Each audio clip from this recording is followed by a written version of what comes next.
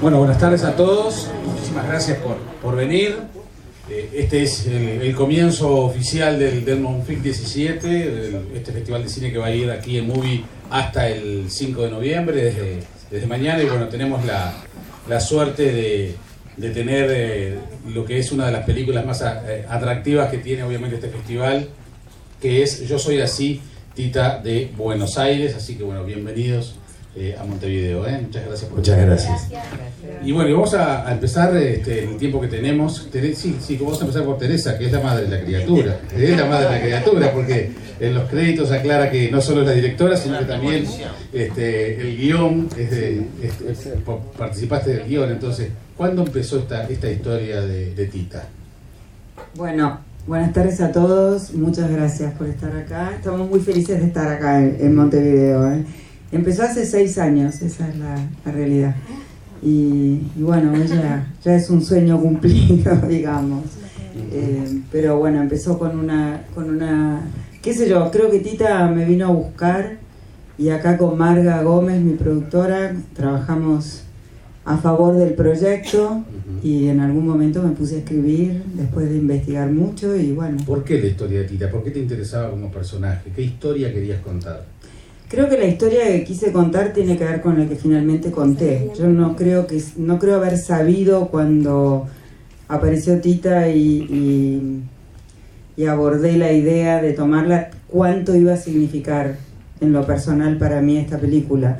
Pero sí me atrajo siempre desde el comienzo la idea de ver a esta mujer que tuvo una vida tan dolorosa y tan difícil, atravesar e inventarse constantemente. Creo que esa frase de ella, no empecé a cantar por vocación sino por hambre, marcó como el comienzo de lo que significó para mí este camino, como decimos con Mercedes, de la heroína, ¿no? Un camino donde ella puede salir de la miseria y convertirse en un gran sueño para muchos. Porque es interesante, porque para muchos Tita, o sea, no murió hace tanto tiempo y la tenemos muy presente a Tita Merello. Vivió mucho y además fue muy mediática también. Entonces, sin embargo, creo que la película aborda a la Tita menos conocida para las generaciones más recientes, ¿no? O sea, sí. Hay una lección narrativa, artística, de hacer foco en esa etapa de su vida, ¿no? Sí, tal vez porque era la que más me importaba a mí o la que más me interesaba. Creo que obviar los comienzos era un imposible. Era algo que no terminaba de hablarme de ella.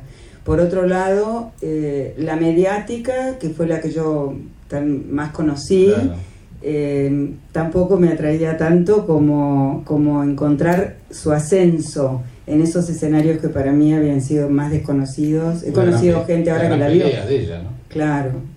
Gente que vino a ver la película en Nordelta, por ejemplo, y que la conoció, la vio en el Maipo. Eso para mí hubiese sido, bueno, un sueño, pero no tengo tantos años, aunque tengo bastantes, y no la pude ver ahí. Entonces me parece que hay que hacer una elección, siempre es un pedazo lo que puedes contar en 2 horas de película, y bueno, fue lo que decidimos contar, digamos. ¿Cómo fue la elección? ¿Por qué Mercedes? Porque Mercedes aparece en un casting y estoy ya como, no sé si estará harta de escucharme decirlo, pero me conmovió tanto lo que hizo en ese casting. ¿Cómo fue ese casting? Ella fue con otras actrices y yo les di un monólogo que escribí donde contaba prácticamente, era como contar la película, por decirlo así, digamos, era como hablar en una entrevista, como si estuviera acá diciendo, bueno, soy Tita y me pasa todo esto, hablándole a un periodista a cámara, y después tenía que hacer 2 escenas y cantar, con lo cual era muy exigente, y bueno, se preparaban solas o con un coach o lo que fuera, pero tenían que llegar ahí y ponerse frente a la cámara. Yo no estaba, era un Pablo Ini que hace castings en Buenos Aires. Y cómo, no sé, más allá de cómo se preparó, cómo se vistió, lo que fuera, la imagen, no fue eso, fue lo que me pasó a mí, lo que yo sentí y dije, acá hay algo que me conmueve. Y bueno, lo bueno es que ahora sé que no me equivoqué, porque es conmovedor lo que hace. ¿Cómo recordás ese casting, Mercedes? Y la verdad que fue una experiencia diferente a los castings que solemos hacer. Yo prácticamente casi no hago casting por una cuestión de que a veces, bueno, en la inercia te van llamando, pero para ciertos personajes y ciertos proyectos, lógica y necesariamente hay que hacer casting. Y este fue de lo más completo, muy exigente, pero dentro de todo eso era muy claro lo que se pedía, al menos para mí. A veces te pasa como un actor que vas a un casting y te tiran 2 o 3 puntas y decís, pero no sé muy bien qué tengo que hacer, no entiendo mucho dónde estoy parado, y es desesperante, porque no das lo mejor de vos, haces lo que podés para sobrevivir frente a la cámara y no pasar papelones. Acá está muy clara la consigna, nos dio mucho material. Ese monólogo del que ella habla, que era un monólogo de 2 páginas, en un reportaje, como bien dijo Teresa, de una tita hablando a una cámara, a un periodista virtual, empezaba con esta frase justo que ella mencionó. Ella le decía a una cámara, yo no empecé a cantar por vocación, sino por hambre. Y ya te marcaba no solo un pensamiento, sino un sentir. Lo interesante de ese casting, más allá de ver si uno podía cantar y cómo hablaba y si ponías la boca así o ponías el gesto asá, era, al menos para mí, sentirte profundamente conmovido por lo que le pasaba a esa mujer. Era un monólogo descarnado, como es la película. La película se mete en el alma del personaje, al punto tal que poco importa después de qué manera se expresa. Está enfocada en cómo siente. Ese monólogo, claramente como actriz, lo que me dictaba es que yo tenía que enfocarme en lo que sentía, no en cómo se veía. Fue muy claro eso. Y el canto, porque también era un gran desafío, tenías que cantar como Tita. El canto, no sé. Sí, fue un desafío. Yo confieso que tengo, no sé, será una cualidad, cierta capacidad para rápidamente captar como el decir de las cosas, no sé, facilidad para copiar idiomas y esas cosas. Tengo como buen oído, calculo que tiene que ver un poco con eso. Y tuve un tiempo prudencial de 5 días para escuchar y escuchar y escuchar. Me elegí 2 tangos, recuerdo que elegí a Ravalera y no me puedo acordar cuál es el otro. Se dice de mí también, lo dije mira, pensé que no, porque yo estaba negada, dije, todos van a hacer Si dice de mí, yo quiero hacer otra cosa. Sí, claro, pero yo llegué a Ravalera también. Después en otras instancias, claro, y en otras instancias, que hubo muchas instancias, porque el casting no fue uno, fue el famoso callback, ¿no? Es como una especie de fixture que se va achicando, temas, tangos. Un poco de paracaidista y de inconsciente. ¿Y qué te acabo de decir cuando te conocí recién? Que no podías creer cómo cantaba. Sí. Porque sin hacer una imitación, sentís que canta Tita Merelo, ¿no? Y creo que ese es el gran desafío. En lo personal, lo que yo intuyo de Tita, de tanto haberla escuchado, es que si bien para mí todo el mundo dice Tita cantaba mal, no coincido. Para mí Tita tenía una manera de cantar muy particular y era entonada, y su voz era muy difícil, si la querés imitar, la calidad de su voz era, te diría, hasta bastante virtuosa, porque ella podía cantar técnicamente, algunos cantan con la garganta, con el pecho, con la nariz, la cabeza, etcétera. Ella usaba las 4 cosas, lo hemos estudiado con profesores, pero al margen de eso, para mí Tita lo que era una actriz, como si fuera una cuentacuentos, un personaje que te contaba una historia, por ejemplo en Pipistrela. Claro. Pipistrela es, no sé, la Pipistrela es una señora de barrio que se hace la linda y que cuenta que está ahí, bueno, y lo que le pasan cosas. Entonces es desde ese personaje, y por lo menos el trabajo que creo que hice con respecto a las canciones, ¿no? Fue empezar a escuchar la intención detrás de lo que decía y poder realmente, si te pones a escuchar a Tita, por eso para mí es tan maravillosa, hasta podés adivinar cuándo está sonriendo, cuándo se está enojando. En tangos más denuncia, como por ejemplo Cambalache, cuando la atraviesa una frase, como en El Choclo, por ejemplo, cuando dice ya que no tengo más a mi madre, y es distinto y le duele, es tan transparente, siempre fue tan transparente con sus sentimientos, que hay que sentarse a escucharla y entenderla. Al menos para mí, el camino para el canto fue ese. Voy yendo cronológicamente, por eso voy a seguir con la dama Sandrini. Vaya tranquilo, yo estoy escuchando, estoy aprendiendo. No, hay un tema de producción que realmente sorprende, y es el tema de la ambientación, lo que es la recreación de los años 20, 30, 40, 50. Eso debe haber sido también, porque están hasta el último detalle. hasta la etiqueta de la camisa, en un momento cuando la agarra para llorar, la etiqueta es una etiqueta de época. Perdón por el detalle, pero bueno, ¿no? Sí, es un gran trabajo que se ha hecho todo el equipo, con una producción que realmente implicaba un desafío por las 4 décadas que atraviesa, las 4 o 5 décadas que atraviesa la película, y Buenos Aires no se caracteriza por una conservación arquitectónica ni edilicia. Fue todo un desafío, pero bueno, contamos con los mejores técnicos. Básicamente lo hicieron, por lo que dice los créditos, en el interior. Hicimos parte en el interior y parte en locaciones reales, es decir, las calles de Buenos Aires, que hay muy poco, fue... ¿Se acercó a algún teatro allí aparece? Con teatros que sí que se mantienen de la época, con palacios como el Sanssouci, gracias. Por favor. Ustedes están acostumbradas, yo no. No, pero eso es un... el Club Español. El Club Español, sí. Fue un trabajo, digamos... Perdón. Ay, ¿cómo sos? Yo, insisto, yo no estoy acostumbrada a eso. No, pero bueno, vaya que el tema producción es un tema... En esta película, especialmente, el tema producción es un tema clave. Tenía que ser. Tenía que ser. Que, digamos, para acompañar esa historia, que creemos que merecía eso, en definitiva, ¿no? Tita, porque también refleja un poco ese mundo del espectáculo de esa época, ¿no? Así que tenía que tener también mucho glamour. Sí. Lo que tiene glamour, tiene glamour. Exacto. Lo que no tiene que tenerlo, no lo tiene. No lo tiene, exactamente. ¿No? Exactamente. Y hay momentos, no solo en el arranque de esa vida complicada, sino también en algún otro momento difícil político. De su caída, en definitiva, cuando, ¿no? Sí. Bueno, yo tampoco quiero contar muchas cosas, pero bueno, hay mucha mujer acá de este lado. La directora es mujer. Somos un grupo. Y es lo que más me gustó, por eso acepté el personaje. El personaje que te toca no es un personaje fácil, porque es un elemento clave en la vida de Tita. Él hace de Luis Sandrini, que fue el gran amor de Tita Merello. Y bueno, y en definitiva también hay una mirada femenina hacia el personaje, hacia la protagonista. Y también hay una mirada sobre los hombres que rodearon a Tita. Y a vos te tocó uno fundamental en su vida y complicado también. Sí, desde ese lugar sí. Cuando uno empieza a ver la historia como se cuenta, pues se puede contar de muchas maneras, pero cuando se cuenta la intimidad, uno vaya a saber, ¿no?, lo que fue la intimidad de estas dos personas. Lo terminás viendo en la película, contándolo de esta manera. Ellos fueron un gran amor. Sí.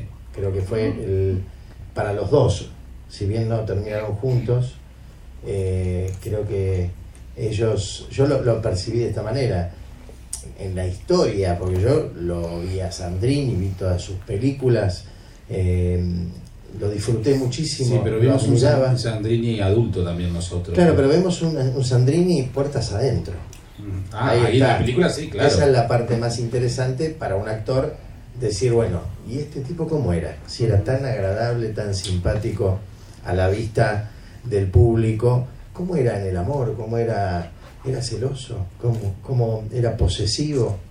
Bueno, todas estas cosas que todos las tenemos, pero las ponemos a trabajar o no, según las personalidades que tenemos, salen en primera instancia o uno las puede retener. Bueno, estos personajes eran bastante orgánicos, ambos dos, lo cual hacía que la relación fuese bastante, yo diría, peligrosa por momentos. Tanto amor, había tanta asfixia, y no voy a contarnos la película porque estamos ahí casi justito. Sí. Y digo, hay un doble desafío. Primero, cuando uno hace un personaje común y corriente, hay un desafío. Imagínate un personaje que lo conoce todo el mundo, que lo vivió todo el mundo, que muchas generaciones están vivas de los que vieron a estos actores. Sí. Nosotros en el ojo crítico. Nos tocó ver un Sandrini bueno, el Sandrini padre, abuelo, muy generoso, muy enamorado de su mujer, el que vimos nosotros en la televisión. Sí, que también podría estar enamorado de su mujer, digamos. No, pero la pasión la tenía con Tita, eran muy pasionales. Vos fíjate que por qué uno siempre se enamora del opuesto. En este caso, ellos eran muy parecidos. A la hora de actuar, eran muy relajados, usaban todo el cuerpo, hablaban, contaban con el cuerpo. Salían de la estructura del teatro de declamación, salían de la estructura básica, por eso se diferenciaban en un grupo. Cuando vos veías a Tita, aparecía, pero che, viste que aparecía, era llamativo porque era desfachatada, y él también lo era a la hora de actuar. Eso era un atractivo maravilloso de estos personajes. Y el hecho de hacer a Sandrini, que era un riesgo también con Tita sobre todo, pero el hecho de las sutilezas, no la imitación. Tenés por momentos algunas sutilezas, sobre todo en el habla, ¿no? Algún gesto, algún temblequeo en su voz que era muy característico. Hay mucho riesgo siempre de caer en la caricatura, ¿no? En la imitación. Y más en un Sandrini que lo conocíamos, entonces... Sí, eso seguro. El miedo siempre está. Lo que digo que en el arte el miedo es generador, no es paralizador. Y por otro lado, tal vez, algunos digan, este chico está medio loco, los personajes de alguna manera empiezan a invadir a la persona, al actor que compone ese personaje. Y vos sabés que fluyen de manera casi natural con el tiempo, ¿eh? Te estoy hablando de empezar a vestirse, de empezar a ver lugares donde todo te empieza a contagiar, empezás a hablar medio rabalero, empieza a suceder. Mi profesor de teatro siempre me decía, los personajes a veces se trabajan de adentro hacia afuera, cuando tenés toda la información y la aplicás, o de afuera hacia adentro. ¿Cómo? Vistiéndote, usando esos perfumes, esos chambergos, bajando la luz. Te empieza a aparecer, indefectiblemente va a aparecer el personaje y empieza a estar dentro de tu cuerpo. Entonces vos estás andando normal, dicen, bueno chicos, vamos a filmar, y ya te aparece el personaje. Es una cosa, es mágico. Y creo que te ha pasado, ¿Te pasó eso? A todos. No sé, ¿te pasó eso? Sí, un poco sí. Sí. En mi caso, puntualmente para Tita hice como una previa de preparar mucho de adentro hacia afuera. Pero cuando eso ya estaba resuelto, es verdad que llegaba al set y sí me dejaba impregnar por lo que pasaba. Y hay algo que te posee en algún punto. Es cierto lo que dice Damián. La atmósfera, todo funciona a favor, ¿no? Estábamos en esos sets con la producción y el arte, hasta en el detalle, no sé, para el Bataclan, el Teatro Bataclan, la primera etapa, había maní pisado, cascaritas en el piso y mugre y todo era estar in situ. Sí, el boliche, el cabaret de Baldamuerte. Exacto, y obvio, te ves en el espejo y decís, sí, soy yo, pero hay algo de mí que no está ahí, y hay algo de otro ser que no sé quién es que sí está ahí. Y bueno, y está buenísimo cuando te empieza a pasar eso, y cuando lo ves en tu compañero, es verdad que es como una especie de cosa que te vas retroalimentando.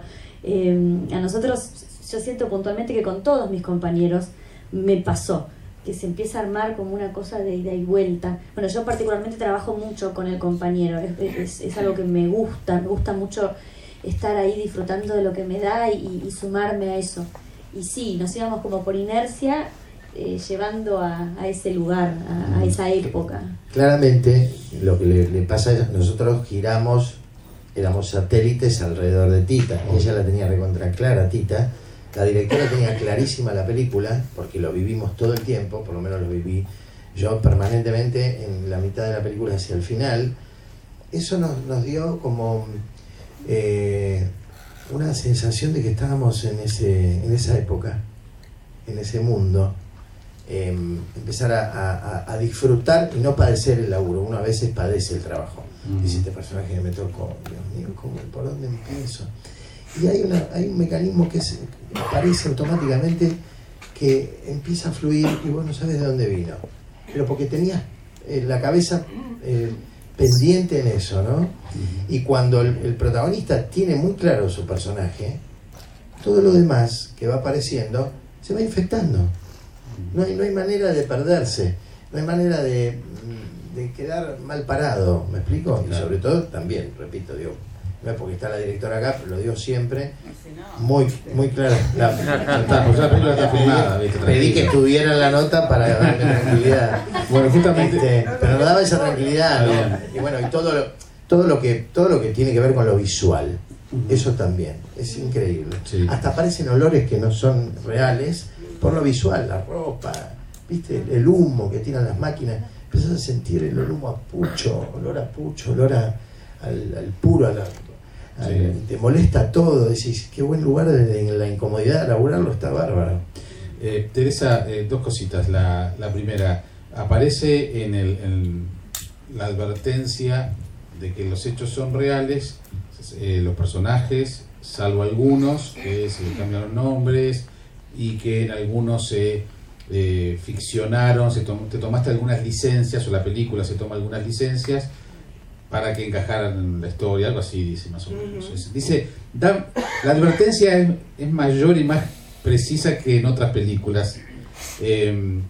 Hay muchas licencias históricas. ¿Cuál es el rigor histórico que tiene la película y que tiene el guión? Sí hay licencias y era importante aclararlas para nosotros desde el azar de la película, fundamentalmente porque para llegar a momentos como la fiesta que sucede en el año 39 tenía que adelantar la relación de ellos dos, por ejemplo. Después no sé ni sabemos demasiado exactamente cuándo Tita estaba o no en el Bataclan, de cuándo en rigor la historia de la madre no se sabe nada, nada. Lo poco que sé... Porque eso es muy nuevo, eso nunca se había hablado de eso. Claro, en realidad sabemos cómo se llamaba, por decirlo así, porque está en algún lado, hay una foto de ella con su madre y un hermano. También hay una foto de la madre muy posterior en la que promociona un lavarropas, que la encontramos, ¿te acordás? Y que eso dijimos, mirá, trabajó, digamos, por ser la hija, por ser la madre de Tita, cuando ya Tita era famosa. Entonces eso nos daba como pautas, pero sí cambiamos. No hay rigor histórico en algunos momentos, sí en la Revolución Libertadora y el momento en que filma, si querés, Mercado Abasto, que no es, pero que es en algún punto, que ya era el 55, y después no. Entonces, y las relaciones sí son relaciones más o menos cercanas a la realidad. Estoy pensando en la relación con Hugo del Carril, el vínculo con Evita, con Gardel, con Discépolo. Sí, lo de Discépolo está más contado por ella, eran muy amigos, se querían mucho. También del Carril, además está, Amorina, que hicieron juntos, claro. y también que cantaron juntos en gira y cantaban en carpas y demás. Eso también está como registrado en algún lado y no salió de mi imaginación. Pero Simón Iriondo también es un personaje de quien ella habla, pero no es seguro que haya sido él quien le enseñó a leer y escribir, y tampoco sé si la conoció donde la conoce. O sea, en eso es donde jugar a buscar la intimidad de Tita Merello para que todos los demás, como dijo Damián, fueran sus satélites y soportes también, en el caso de tener un protagónico tan fuerte que está en todas las escenas de la película. Había que tener mucho sostén de otros personajes y actores fuertes que son los que la secundaron y colaboraron. Van marcando, esas compañías van marcando el paso del tiempo, ¿no? También. Al espectador lo ayuda mucho eso, cuando aparece por primera vez Gardel, Discépolo, Perón, Evita, o sea, todo Sandrini. Y lo segundo tiene que ver con, estás en Uruguay, yo tengo que hacerte la pregunta. Hubo en su momento una gran polémica de si Tita Merello nació en Uruguay, concretamente en el pueblo de San Ramón. No sé si la habías escuchado. Sí, la escuché. Sí. La película... Gardel también, ¿no? Nació acá. Ustedes nos quieren robar a todos los talentos. Para mí había una asociación, ¿no?, de músicos y nosotros no sabíamos. Había uno en Uruguay. pero después se dice que nació en Buenos Aires y todo eso. O sea, que lo decimos. Bueno, para mí nació en Buenos Aires, pero puede también formar parte de ese cartel que viste al principio, y mientras estemos acá podemos agregarle que tal vez nació en Uruguay, porque yo amo este país. O sea, es mi segundo hogar. Tenés un un personaje en la película que nació en el pueblo que yo nací, que es San José, que es Francisco Canaro. Claro. Francisco Canaro. O sea que tenés 3 uruguayos en la película: Canaro, Gardel y Tita. No lo piensan,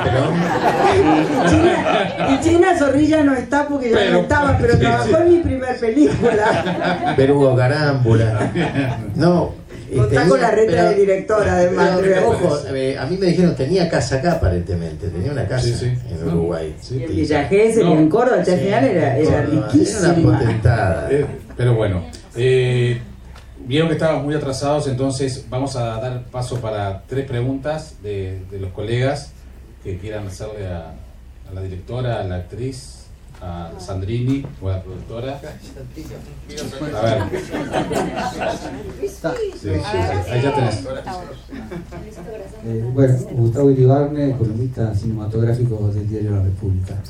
De alguna manera me parece que en la balanza que se inclina entre la relación entre Tita y Sandrini, el que sale con peor imagen es Sandrini. No sé si eso es una decisión de la dirección, se intenta apegar a la realidad, porque en esa síntesis, por ejemplo, tengo entendido que también hubo una suerte de viaje a México, de una oferta de Sandrini, en donde creo que invitó a Tita, pero Tita no quiso ir, y eso había sido un nudo crítico también en la relación, que no aparece por ese lado, sino que el nudo crítico aparece más bien por el carácter de Sandrini. No sé si está clara la pregunta.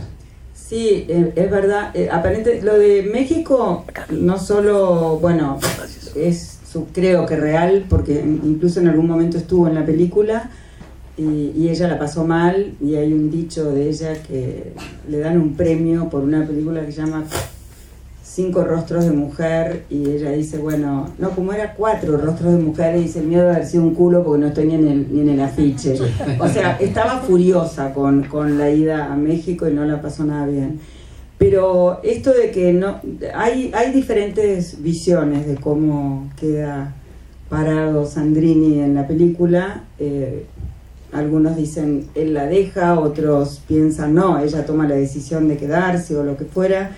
Pero yo creo que era importante contar desde Tita su visión de lo que fue esa relación, y en esa visión, bueno, es lo que quise contar, digamos, ¿no? Es la mirada femenina, por eso yo hacía hincapié en eso. En un momento creo que es la madre que le dice que elige la actuación, y cuando no lo acompaña es un viaje, no a México, sino a Madrid.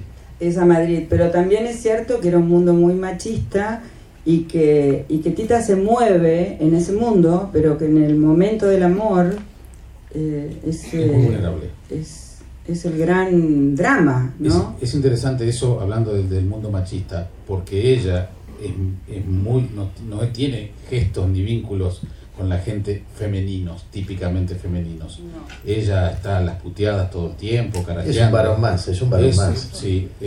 ¿Cómo fue eso para vos, el hecho? Porque eso también forma parte también de una característica que no le conocíamos a ella, a la señora mayor que vimos después. Pero se la podías adivinar, esa eso sí, ¿verdad? Sí. Yo siento que se la adivinabas. Ella era una mujer de donde llegaba, abría la boca y todo el mundo se callaba porque lo que decía Tita. Exacto. Imagino que esas no son cualidades que se desarrollan con el tiempo. Creo que eso lo tenés que tener desde siempre. Y después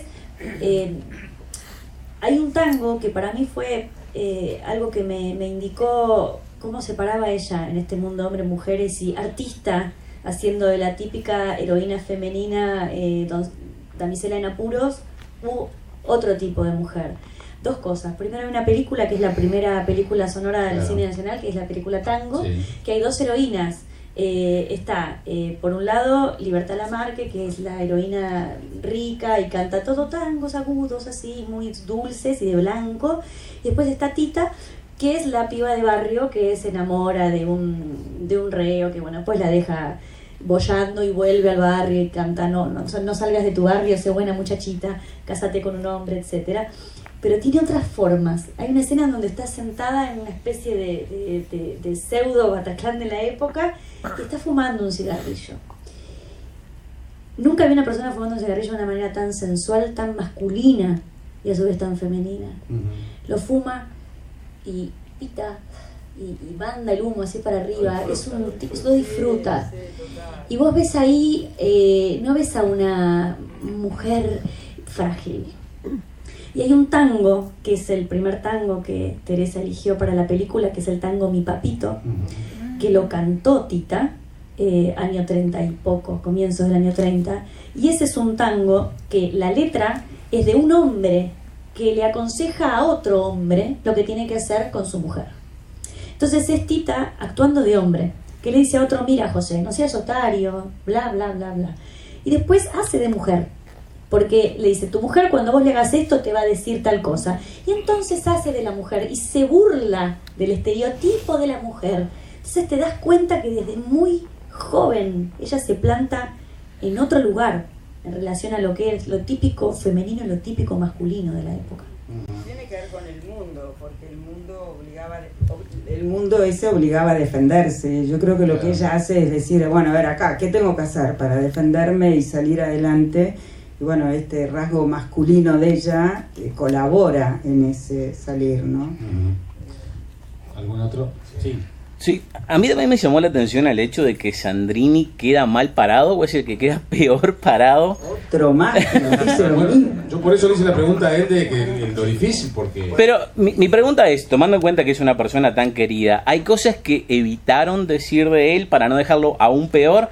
Y por ejemplo, si esto se hubiera dado después de lo que acaba de pasar con Weinstein, que se han destapado muchas ollas de la forma en que se maneja esta industria, que se descubrió de cómo pasa en Estados Unidos, pero también me gustaría preguntarles, este tipo de cosas, ya que acá en Uruguay no tenemos tanta farándula, estilo Weinstein, ¿también pasan en Argentina?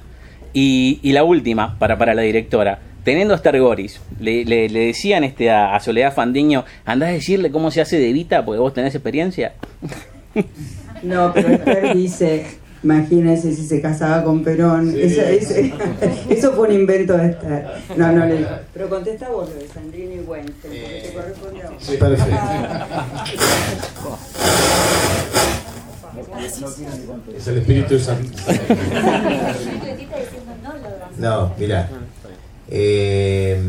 Como la vida misma, uno no es malo todo el tiempo ni bueno todo el tiempo. Uno es un montón de cosas. Entonces yo creo que Sandrini encontró en Tita una mujer apasionada en la intimidad, pero que empezó a volar por sí sola. Y en cualquier tipo de profesión, si los dos son contadores, los dos son abogados, si a alguno de los dos le va mucho mejor, yo creo que la relación en algún momento se va a romper. Esto sucede en todos los órdenes de la vida, ¿no? Sobre todo cuando en una época bastante machista y donde ella conoce a Sandrini, ya famoso, Sandrini deja bien claro, aparentemente para él, o como una gran excusa para separarse de Tita, una de las tantas, que gracias a que estuvo con él, ella empezó a crecer como actriz. Son suposiciones que uno hace de personajes que evidentemente uno tiene alguna data y también uno hace una valoración artística de los personajes. Él termina casándose evidentemente con la mujer que toda la sociedad espera que se case un hombre bueno, que es bueno y no es tan bueno. Digo, yo también, como Damián, mis hijos deben decir que soy severo, pero lo debo ser porque soy padre, pero no soy malo como persona, ¿ok? Es muy lindo hacer personajes así, porque uno tiene la suerte en esta profesión de meterse en esos cajoncitos, de abrir esa puertita que en general uno la evita constantemente y que a veces el no enojarse a veces enferma. Entonces yo creo que la relación de Tita y Sandrini era muy, muy intensa como para que durara mucho tiempo. Esa intensidad, evidentemente, por ahí se cascaban entre ellos, te lo digo en serio, por ahí no solo se herían verbalmente, por ahí ella le pegaba a Sandrini. ¿Por qué no? Porque era una personalidad muy fuerte, porque ella no venía de una cajita de cristal, de una familia formada, donde ella casi ejercía la prostitución cuando era chica, obligada para comer. Entonces era un personaje difícil de sobrellevar para un tipo que además quiere ser el macho y el que lleve adelante la relación. Digo, por ahí te lo contesto desde este lugar. no me puedo hacer cargo de si existió o existe. Yo creo que es la televisión vieja, ya que por suerte uno no añora, de aquellos productores que tal vez tendrías que tener un tipo de prebenda para conseguir un trabajo. Hoy se apela al talento, porque la gente quiere ver talento, no quiere ver solo bellos y bellas, quiere ver gente que te haga reír, que te haga llorar, que te haga sentir, que te haga vibrar, porque hay un montón de pocas cosas en este mundo que te hacen vibrar. Vos todo el día tenés el celular en la mano, y cuando ves un actor o un bailarín que fluye cuando baila, te vas del teatro y decís, Dios, no pesó nada hoy estoy, qué suerte que pude tomar la decisión, bañar a mis hijos, entregarlo a mis suegros, a mis papás, y irme con mi pareja a ver un espectáculo que me dé felicidad. ¿Cuántas cosas hacemos para ser feliz? No quiero prolongarme demasiado, ¿no? Pero meter el dedo en la llaga en estas cosas donde existen. Yo fui bancario, yo fui chofer de una empresa de transporte, y eso existe en todos los rubros. Sí, no solamente en el rubro artístico. Sí. Lo que pasa es que se hace, digamos, más popular en un ambiente como este. Pero ya se cerraron esas puertas de ese tipo de gente que había que hacer algo especial. Hay un montón de gerentes de banco que también lo hacen. Está lleno, no es solamente en este ambiente. Sí, pero lo interesante es vender, digamos, igual, ahora, si querías preguntar algo más, de alguna manera, si vos contás de un gerente de una empresa que pasa esto, bueno, intervienen los organismos que tienen que intervenir, pero la gente no compra revistas si vos decís que un gerente se comía a la secretaria, y se comía a 30 secretarias.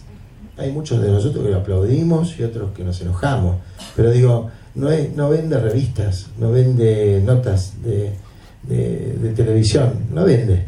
Sí, algo me querías preguntar de esto. Algo. Última pregunta. El que había preguntado esto, contestó. No, digo, básicamente, el hecho de que ha salido ahora lo de Weinstein es porque estuvo ocultado por décadas. Entonces, si está ocultado, ¿cómo podés saber que en Argentina no pasa? Porque me imagino que si se da, también se dan tres sombras. Pasa en todo el mundo y fue bastante particular que saliera justo la noticia en el New York Times el día que estrenamos esta película. Pasa en todo el mundo. Y fue bastante notorio en un aspecto porque habla de un mundo en el que eso tiene que desaparecer. Y bueno, sucede. Y hay una frase que siempre mi mujer dice, y me escudo en mi mujer porque si lo digo yo me parece una aberración, pero mi mujer dice, para el tango se necesitan dos. Entonces no es uno solo.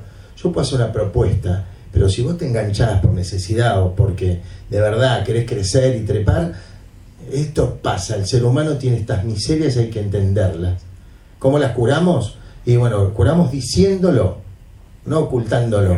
Por eso hoy pasa esto y mañana pasará otra cosa, y el tipo que algún día vaya a proponer una cosa se va a morder los labios y va a ir a su casa, como corresponde. Elisa, ¿cuánto te llevó el rodaje de la película? Fueron casi 10 semanas de rodaje. ¿Tuviste alguna dificultad en algún momento? La máxima dificultad fue un día tremendo en Constitución, donde el Bataclan, que se nos quemaron todos los generadores. O sea, se quemaba uno, se quemaba otro, se quemaba otro.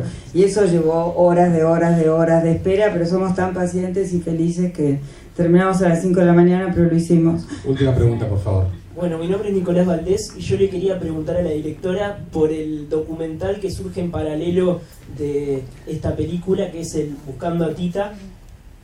¿Cómo influyó para esta película? Y si hay planes de seguir lanzando productos, por decirlo de una manera, como pasó con el caso de Gilda, sobre Tita Merelo. O mismo, no sé, generar otro tipo de eventos, etcétera, con ella, como... del documental te contesto que fue hecho mientras buscábamos a Tita, la encontramos, pero realmente no teníamos a la actriz y con Marga un día dijimos, ¿por qué no salimos a buscarla por las calles de Buenos Aires? Y empezamos a entrevistar gente que la conoció, y ahí surge el documental, que fue una experiencia maravillosa porque todos los que vinieron a hablar con nosotros la conocieron, la mayoría de ellos. Y a la segunda pregunta, todo puede ser, a todo digo que sí, no sabemos todavía, pero es probable. O no sé, o sí, qué sé yo. Esta historia recién empieza.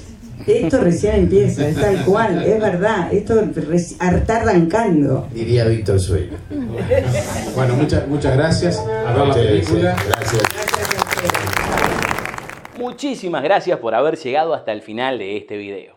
Por acá tendrán acceso a las últimas críticas y un poquito más abajo las versiones completas de nuestro programa semanal sobre el mundo del cine. Si así lo desean, podrán suscribirse, darnos un me gusta, acceder a nuestras redes sociales o dejarnos un comentario para seguir pasándola de película.